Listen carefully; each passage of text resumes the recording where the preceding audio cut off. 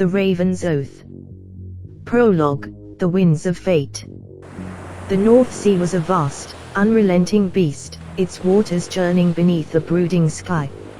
A fleet of Viking longships sliced through the waves, their dragon-headed prows cutting a fearsome silhouette against the horizon.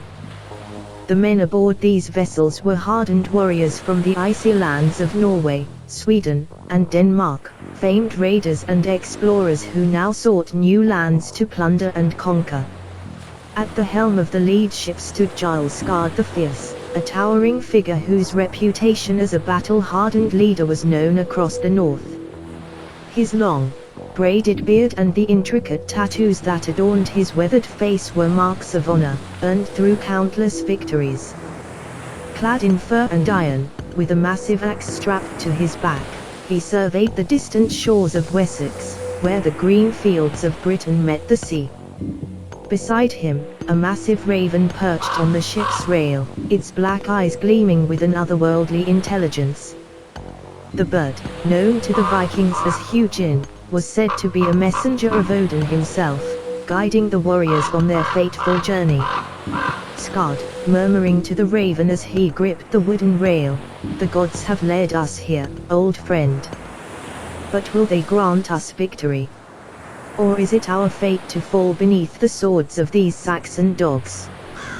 The raven caught loudly, spreading its wings as if to answer, and took flight, disappearing into the gathering storm clouds.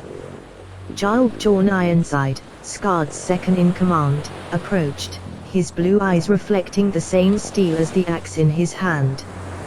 Bjorn, grinning as he looked toward the shores, "The men are ready, Jarl. They're eager to taste Saxon blood. And from what the scouts have said, King Æthelred's forces are spread thin, defending against raids to the north. Wessex is vulnerable." Skarde, nodding, though his expression remained grim. But never underestimate a cornered wolf, Bjorn. These Saxons fight like demons when defending their land. We will need more than strength to defeat them, we will need the favor of the gods." Bjorn chuckled, slapping Skarde on the back. "Bjorn, the gods favor the brave, and we are the bravest of them all. Let the Saxons tremble in their halls, we will carve our names into the stones of this land." With a final glance toward the shores of Wessex, Skarde signaled the advance. The longships surged forward, propelled by the rhythmic chanting of the rowers. The land of the West Saxons awaited. Chapter 1: The Shores of Wessex. The Viking fleet landed with brutal efficiency, the longships skidding onto the pebbled beaches of Wessex with a scraping hiss. The warriors leaped from their vessels, axes and swords in hand, their feet finding purchase on the foreign soil. The men moved swiftly, forming ranks as they advanced inland, leaving the longships to the care of a few guards. The village of Seekford was their target, a small, unassuming settlement nestled between the cliffs and the dense woods beyond. It was a place of little strategic value but rich in plunder, livestock, grain, and slaves. For the Vikings, it was an easy victory to start their campaign in this new land. As they approached the village, the sound of a distant horn echoed through the valley, signaling the villagers' awareness of the invaders. The alarm spread quickly, and within moments, the Saxons, who were no strangers to raids, began to muster what resistance they could. Ealdorman Æthelfrith, the local leader, stood at the head of a hastily assembled militia. His face was pale but resolute, and his hands shook only slightly as he held his sword. Æthelfrith, calling out to his men, trying to steel their nerves, "Do not fear these heathens. We fight for our homes, our families, and our God. Let them come, we will drive them back into the sea." But even as he spoke, the Viking war band crashed into their lines with the force of a thunderstorm. The clash of iron on iron rang out as the Saxons struggled to hold their ground against the ferocity of the Norsemen. Skarde, at the front of his warriors, cut through the Saxon militia like a reaper through wheat, his axe a blur of deadly precision. Skarde, roaring above the din of battle, drive them back. Leave none alive. The Vikings advanced relentlessly, their superior weapons and battle-hardened skills overwhelming the Saxons' meager defenses. One by one, the Saxon villagers fell, their cries of agony mingling with the battle cries of the Norsemen. Soon, the village was ablaze, the flames licking at the sky as the Vikings claimed their spoils. In the chaos, Æthelred found himself face to face with Skarde. The Ealdorman's face was a mask of fear and determination, his grip tightening on his sword as he prepared to make his last stand. Æthelred, gritting his teeth, swinging his sword with a desperate cry, for Wessex. For King Æthelred. But his bravery was no match for Skarde's experience. The Viking leader easily parried the blow and brought his axe down in a vicious arc, cleaving through Æthelred's shield and into his chest. The Ealdorman crumpled to the ground, his lifeblood staining the earth of Wessex. As Æthelred's breath rattled in his chest, Skarde knelt beside him. Skarde, softly, almost with a hint of respect, you fought with the heart of a warrior. May your soul find peace with your God. As the light faded from Æthelred's eyes, Skarde rose, surveying the burning village. The battle was over, and the Vikings had emerged victorious. But this was only the beginning.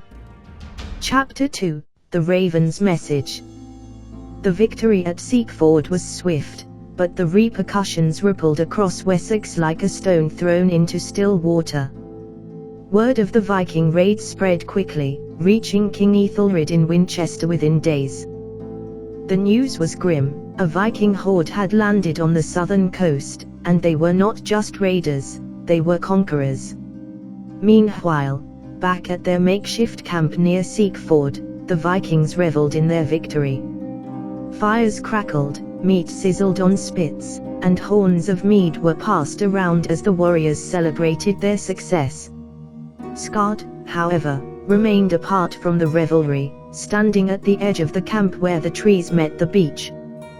The raven, Hugin, had returned, perched on a gnarled branch above Skarde's head. It watched him intently, its dark eyes reflecting the flickering firelight. Skarde, speaking softly, as if in prayer, Odin, All-Father, guide me. We have taken the first step, but what lies ahead is uncertain. I need your wisdom. The raven cocked its head, seeming to consider his words. Then it cawed loudly, flapping its wings as if to draw his attention to something deeper in the forest. Skarde frowned but did not hesitate. He followed the bird's lead, moving away from the warmth and noise of the camp. As he ventured deeper into the woods, the sounds of the feast faded, replaced by the whispering of the wind through the trees and the distant call of night creatures. Skarde's hand instinctively went to the hilt of his axe, though he doubted any threat lurked in these woods that he could not handle. Finally, the raven led him to a small clearing. The moonlight filtered through the canopy, casting a pale glow over the ancient stone altar that stood at the center. Skarde approached it cautiously, sensing the presence of something old, something powerful. As he stood before the altar, the raven landed on the stone, its gaze locking with his. Then, to Skarde's amazement, the bird spoke, not in the screeching caw of an animal but in the deep, resonant voice of the gods. Hugin, as Odin, in a voice that echoed with the power of ages, Skarde, son of the north, you have done well to bring your warriors to this land. But the path ahead is fraught with peril. The Saxons are many, and they will not easily bow to your will. Skarde dropped to one knee, bowing his head in reverence. Skarde, All-Father, I seek your guidance. How can we conquer this land when we are so few? The raven's eyes gleamed with a dark fire as it continued. Hugin, as Odin's strength alone will not win you this war, my son. You must be cunning, as the wolf is cunning. Divide your enemies, set them against each other. Use their own fears to weaken them, and when they are at their weakest, strike with all the fury of the north. Skarde nodded, absorbing the wisdom of the All-Father. Skarde, and what of the gods? Will they fight with us in this land of Christ? The raven caught a sound that was almost a laugh. Hugin, as Odin, the gods are everywhere, Skarde, even in this land. They watch and they wait. Call upon them in your time of need, and they will answer. But remember, they favor the strong and the wise. Do not fail them. With those words, the raven flapped its wings and took flight, disappearing into the night sky. Skarde remained kneeling for a moment longer, then rose, his resolve strengthened. He knew what needed to be done. Returning to the camp, he found Bjorn and the other leaders of his war band waiting for him. Bjorn, noticing the change in Skarde's demeanor, "What did the raven say, Jarl? What is our next move?" Skarde, grimly determined, "We do not fight the Saxons head-on. We use their own land against them. We will strike at their heart, at the things they value most. We will turn their strength into their weakness." The other warriors nodded, understanding the gravity of Skarde's words. The feast continued, but now there was a new purpose in their eyes, a new plan forming in their minds. The Viking war machine was beginning to turn, and soon, all of Wessex would feel its wrath. Chapter 3, The Battle of Winchester. King Æthelred stood atop the battlements of his fortress in Winchester, gazing out over the land that stretched to the horizon. The fields and villages that lay beneath his protection were peaceful now, but the king knew that war was coming. The news of the Viking invasion had reached him days before, and he had been preparing ever since. Behind him, the city bustled with activity as the citizens and soldiers of Wessex readied themselves for the coming storm. Smiths hammered out weapons and armor, farmers brought in their crops, and priests led prayers in the grand cathedral, beseeching God for protection. Æthelred, turning to his trusted advisor, Ealdorman Alfred, a young man of sharp mind and quick wit, "They will come here, Alfred. I can feel it. The Vikings will not be content with a few raids, they seek to conquer." Alfred, nodding, his brow furrowed in thought, "Aye, my lord. But we are prepared. The fjord has been called, and the men are gathering. We will meet them in battle and drive them back into the sea." Æthelred sighed, knowing the gravity of the situation. "Æthelred, let us hope it is enough. These are no mere raiders, they are warriors of the north, led by a man of great power. We must not underestimate them." As they spoke, a messenger arrived, out of breath and pale-faced. He knelt before the king, his voice trembling with urgency. "Messenger, my lord, the Vikings have been sighted to the west. They march toward us even now, burning and pillaging as they come." Æthelred's face hardened. This was the moment he had feared, but he would not shy away from it. "Æthelred, to Alfred, gather the men. We will meet these heathens on the field of battle. They will learn that Wessex is not so easily conquered." The city of Winchester erupted into a flurry of activity as the king's orders were carried out. The soldiers of Wessex gathered in the courtyard, forming ranks as they prepared to march out and confront the Viking horde. Meanwhile, on the other side of the valley, Skarde and his warriors were advancing with ruthless efficiency. The land around them was already scorched, the remnants of villages smoking in their wake. They marched under the banner of the Raven, their spirits high from the victories they had already claimed. As they approached Winchester, Skarde called his men to a halt. The city loomed before them, a symbol of Saxon power and defiance. Skarde knew this battle would be different from the skirmishes they had fought so far. Skarde, to his men, his voice carrying over the ranks, "This is the heart of Wessex. If we take this city, the Saxons will crumble. But do not be fooled, these walls are strong, and the men within them are desperate. We must fight with all the fury of the storm, and we must not falter."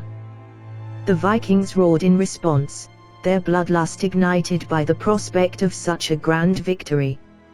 Skarde turned to Bjorn, his closest companion in battle. "Skarde, Bjorn, take a group and circle around to the north. We will attack from two sides, breaking their defenses. When the time comes, we will strike like the hammer of Thor." Bjorn grinned, clapping Skarde on the shoulder before leading his men toward their position. The rest of the Vikings prepared for the assault, tightening their grips on their weapons and eyeing the fortress with anticipation. The battle began with the blare of war horns and the clash of steel. The Vikings charged the walls of Winchester with savage fury, their axes and swords cutting through the defenders like a hot knife through butter. The Saxons fought back with equal ferocity, knowing that their homes and families depended on their victory. King Æthelred stood at the forefront, his sword flashing as he cut down one Viking after another. He fought with the strength of desperation, but even he knew that the numbers were against him.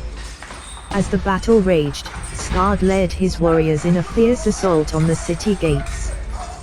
The massive wooden doors shook under the blows of their axes, splinters flying as the Vikings hacked away at the barriers that stood between them and their prize. Skarde, roaring as he swung his axe with all his might, "For Odin! For the North!" Finally, with a resounding crash, the gates gave way.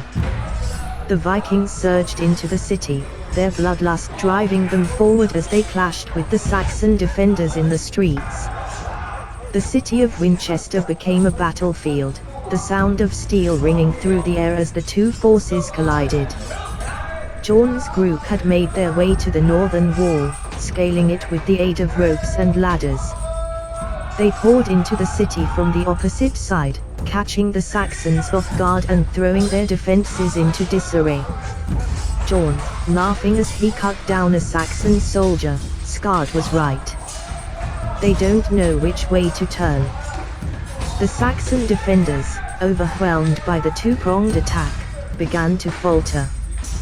Their lines broke, and the Vikings pressed their advantage, cutting through them with brutal efficiency. In the midst of the chaos, King Æthelred found himself face to face with Skarde. The two leaders locked eyes, each recognizing the determination and strength in the other. Æthelred, raising his sword, his voice filled with defiance, "You will not take this city, Viking." Skarde, grinning, his eyes gleaming with battle fury, "This city is already ours, Saxon." The two leaders clashed in a fierce duel, their swords ringing out as they traded blows. Æthelred fought with the desperation of a man defending his homeland, but Skarde was relentless, his strength and skill honed by years of battle. Finally, with a powerful strike, Skarde disarmed Æthelred, sending his sword flying from his grasp. The Saxon king fell to his knees, breathing heavily as Skarde loomed over him.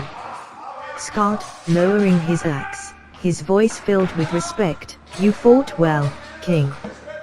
But this is the end." Æthelred looked up at Skarde, his eyes filled with a mixture of defiance and resignation. "Æthelred," softly, "may God have mercy on your soul, Viking." With a swift motion, Skarde brought his axe down, ending Æthelred's life. The king of Wessex fell, his blood mingling with the dirt of his city. The fall of Æthelred signaled the end of the battle. The remaining Saxon defenders, seeing their king slain, either fled or surrendered. The city of Winchester, the heart of Wessex, had fallen to the Vikings. Epilogue: The Raven's Oath Fulfilled. The sun was setting as the Vikings stood victorious in the city of Winchester. The fires of battle had died down, leaving behind a city in ruins, but the spirits of the Norsemen were high. They had claimed the greatest prize yet in their campaign against the Saxons. Skarde stood atop the battlements, looking out over the land he had conquered. The raven, Hugin, returned to his side, perching on the stone beside him. Hugin, as Odin, in the deep, resonant voice of the gods, "You have done well, Skarde. The gods are pleased. This land is now yours." Skarde, nodding, his heart filled with pride and reverence, "It was with your guidance, All-Father. The Saxons were strong, but we were stronger." The raven caught a sound that echoed through the empty streets of Winchester. Hugin, as Odin, remember, Skarde, the gods favor the brave, but they also favor the wise. You have proven both. Continue to honor the gods, and your reign in this land will be long and prosperous. With that, the raven took flight, disappearing into the evening sky. Skarde watched it go, his heart filled with a sense of fulfillment and purpose. He had led his people to victory, and now they would carve out a new life in this land of the Saxons. But even as he stood in the ruins of Winchester, Skarde knew that the conquest was not yet complete. There were still more battles to be fought, more lands to be won. The gods had granted him this victory, but it was up to him to secure the future of his people. With a final look at the horizon, Skarde descended from the battlements, ready to lead his people into the next chapter of their saga. The Raven's oath had been fulfilled, but the story of the Northmen in Wessex was far from over.